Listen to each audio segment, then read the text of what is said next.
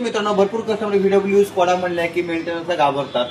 काय होतं, एक छोट्या छोट्या गोष्टी जर लक्ष दिलं तर ह्या गाड्यांचा मेंटेनन्स निघत नाहीये. ह्या गाडीला शोरूमवाल्यांनी 4 लाख रुपये खर्च आणला. ज्यावेळेस मी गाडी स्कॅनिंग केली त्यावेळेस गाडीचा एक इंजेक्टर फेल झाला आणि बाकी 3 इंजेक्टरचं सर्व्हिसिंग करून घेतलं.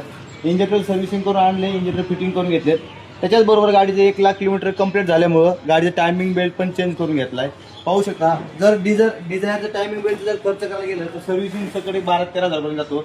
आणि VW स्कॉडा पोलो ह्या गाडीचं जर टायमिंगचं जर काम करायला गेलं तर 17,000मध्ये पूर्ण किट येतं. 17,000मध्ये ड्राईव्ह बेल्ट येतो, एक टेस्टर येतो, 3 बेरिंग येतात. फक्त ऑटोरूम हा सेपरेट घ्यावा लागतो, कारण ऑटोरूमची प्राइस पण 4,000 रुपये आहे.